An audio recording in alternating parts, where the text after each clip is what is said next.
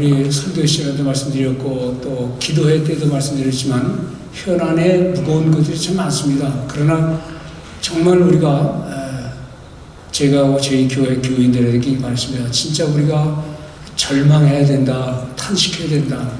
그런데 가만히 있으면 안 된다. 그래서 서명운동하는 일에 동시에 우리가 해야 되는데 이 안을 자세히 설명하자니 저도 그 원문을 읽어보니까요. 원문이 한 140페이지 됩니다. 깨알 같은 글씨로. 근데 읽어도 모르는 이유는 계속 법적인 얘기와 헌법 258조에 의하면 하면서 계속 나오니까 헌법을 모르는 사람은 읽어야 아무것도 몰라요.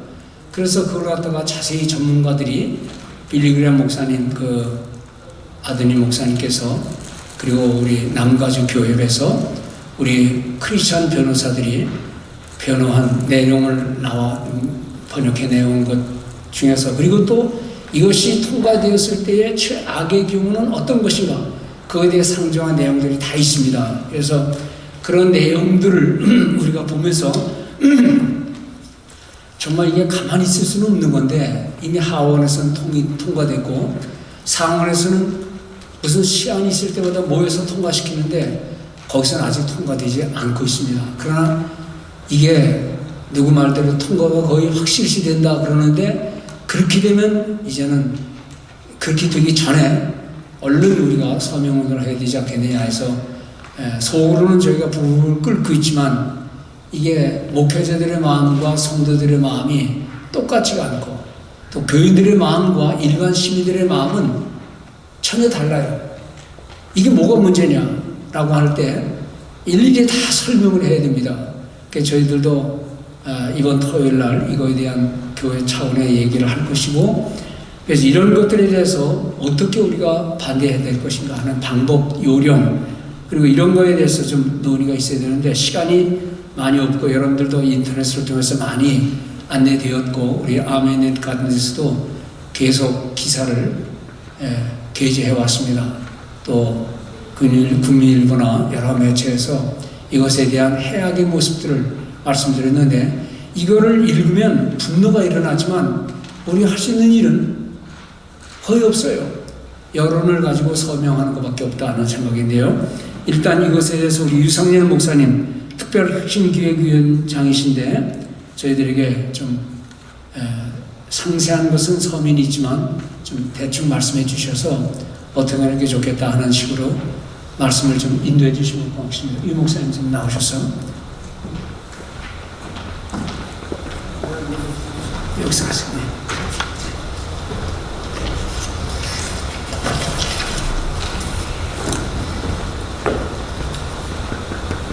우리가 왜 평등법을 반대해야 하는지 그 유인물을 보시면 누구나 이해를 하실 것입니다.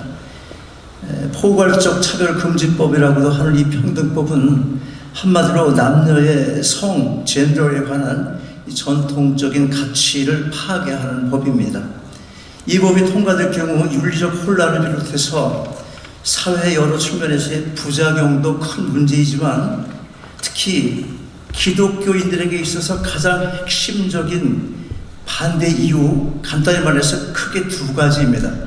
먼저 성정환이나 동성애는 그 자체가 하나님의 창조 질서를 거스르는 죄라는 사실이고 또 하나는 이들을 대하는 기독교인으로서의 마땅한 신앙적 태도가 많은 경우에 이 평등법에 저촉이 되기 때문에 오히려 우리가 죄인으로 고소고발을 당하게 된다는 것입니다.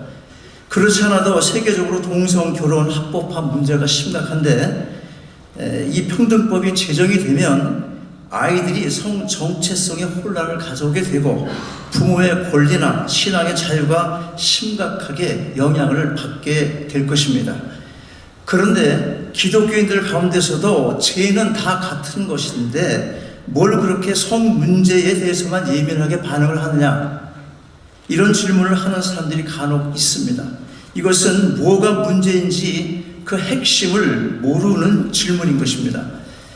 쉽게 말해서 성전환이나 동성애만 지옥 갈 죄다, 그걸 말하는 게 아닙니다. 가령 우리가 도둑질은 죄다, 살인은 죄다, 이렇게 말을 한다고 해서 그 말을 들은 사람이나 어떤 인권단체로부터 인권을 앞세워서 고소나 고발을 당하지는 않습니다.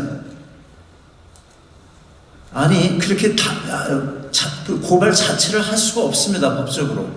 그런데 평등법은 성전환이나 동성애 이런 것은 죄라고 우리가 얘기를 할 경우에 아예 그 죄를 그렇게 말할 수 없도록 법으로 제정을 한다는데 문제가 있는 것입니다. 그래서 여러분 설교해야 되고, 우리가 기독교가 뭡니까? 죄를 회개하고 돌아서라는 게 기본적인 복음의 이 원리 아니겠어요? 그런데 그 말을 못하는 겁니다. 이게 문제라는 거예요, 이게. 또 어떤 사람은 그 사람들은 날 때부터 그런 성향을 가지고 태어났는데 우리가 이해해 줘야 되는 게 아니냐? 기독교 사랑이 그런 거 아니야? 이렇게 얘기하는 사람도 있어요, 또. 그런데 본래 가지고 태어난 성향이나 본능대로 인생을 살아간다면 이 사회가 어떤 모습이 되겠습니까? 교회가 무슨 기능을 할 수 있겠습니까? 태어날 때 나는 남의 거 훔치고 싶은 본능 갖고 태어났어. 그렇게 말하면 무엇으로 어떻게 그 사람을 설득하는 말이에요? 여러분들이 지나가는 여자들 예쁘다고 쫓아간다. 난 여자만 보면 쫓아가게 돼 있어. 이런 식으로 얘기하면 무슨 이게 논리가 되냐 이런 말이죠. 예. 프랭클린 그린 목사가 한 말이 있습니다. 이 평등법이 통과되면 교회와 기독교인에게 재앙이 될 것이다. 왜 이런 말 했겠습니까? 이 법을 추진하고 찬성하는 사람들이 흔히 인권이란 이름으로 평등을 말하지만 사회적인 인권뿐만 아니라 복음을 들어야 할 대상이라는 점에서도 당연히 평등합니다. 교회가 이 사람들을 차별하지 않습니다. 따로 법을 만들지 않아도 이미 평등합니다. 그들이 모르는 게 뭐냐면 기독교가 말하는 공평이라는 말을 모른다는 것입니다. 공평이라는 말을 잘 모른다는 거예요. 그래서 평등과 공평을 섞어서 말을 하고 구별과 차별을 분리를 하지 않습니다. 일부러 하지 않는 거예요. 알면서도 그냥 밀어붙이는 것입니다. 그게 차별이지 왜 구별이야? 이렇게 말하는 거예요.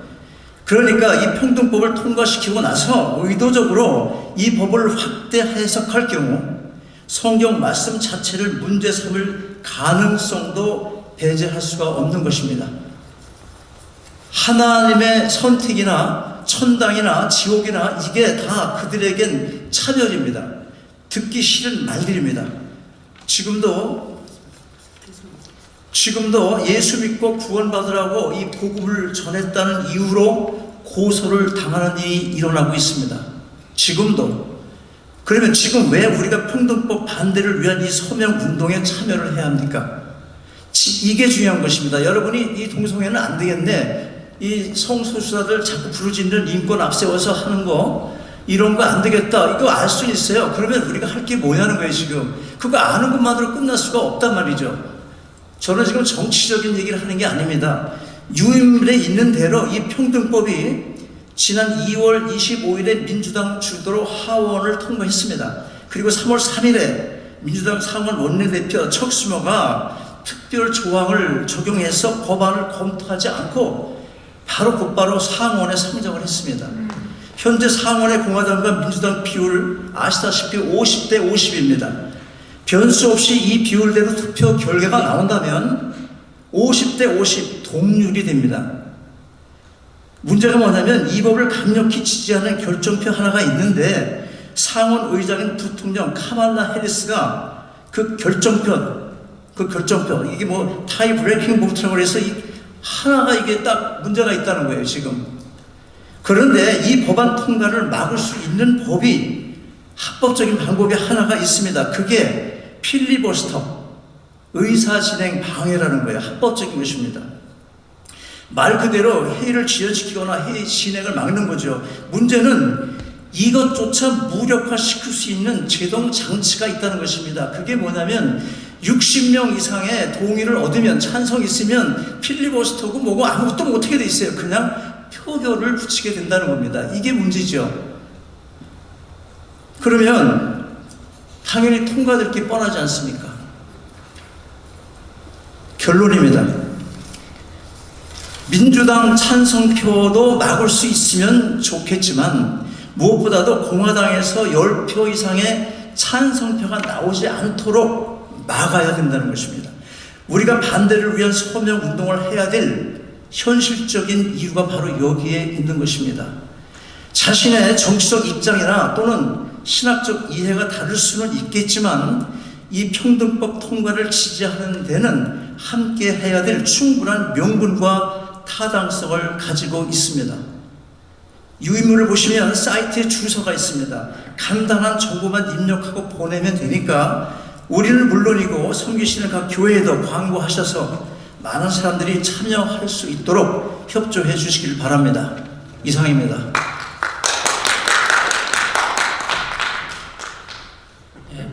이 안의 중요성에 비해서는 박수가 너무 적습니다, 진짜.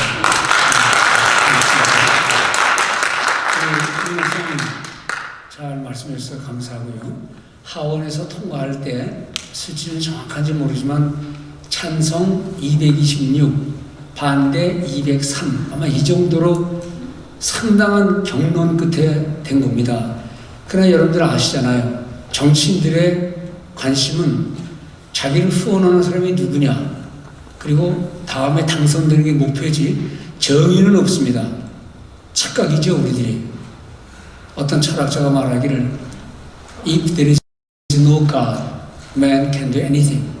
신이 없다면 인간은 뭐든지 다 해도 된다. 그걸 좀 심하게 말하면 신을 부정하는 사람들은 별짓 다 할 수 있다는 거예요. 이게 근본이 그거거든요. 그럼 믿는 사람들의 권리는 어디 있느냐? 없이 하는 게 그들의 목적입니다. 그런데 문제는 교회에 앉아있는 대부분의 많은 분들이 노인이라는 거예요. 저도 고민이, 우리 성도들이 이거 얘기해주면 안 되지요 그러는데 인터넷 들어가서 쭉 몇 페이지를 찍으면서 여기에 누르라 그러면 일일이 다 만나서 해줘야 되는데 이걸 프린트물로 만들어서 결국 안내해서 이렇게 찍게 만들고 다 모아서 민주당이든 공화당이든 상원 의원이라는 이름 가진 사람한테는 카피해서 다 보내야 되는 거거든요. 이 일을 저희들이 시도해 보겠습니다. 그러니까 같이 뜨겁게 협조해 주셔야만 할 줄 압니다. 감사하고, 이게 뭐 안건 토의라고 그랬지만 토의할 내용이 아니고 우리가 함께 분노하고 힘을 모아서 상원의 의원들에게 보내는 작업을 하는 것이고, 우리 6월 달에 이미 그때까지 통과되는지 모르지만 6월에 있을 2세 한인들에게, 그들이 대개 크리스천입니다. 이번에 또 주 하원의원에 나오는 그 젊은이도 사실은 저희 교회의 권사님의 아들입니다. 그래서 이런 얘기를 공적으로 듣고 이 문제에 대한 심각한 것을 알려서 그 젊은이들이 정치 지망생에 성공하는 게 아니라, 그것만이 아니라 이 기독교의 경향을 유지할 수 있도록 하는데 힘을 보태도록 하는 게 큰 일이 되겠죠. 그들에게도 지혜가 필요할 줄 압니다. 자, 이것은 우리가 그냥 뭐 결의할 필요도 없고, 우리 교회에서 우리 목사님들이 같이 해서 이 용지를 많이 받아서 상원에 도착하도록 하는 것이 목표인데, 여러분들 그렇게 해 주시겠습니까? 같이 꼭 해 주시기 바랍니다. 저희가 약속했습니다.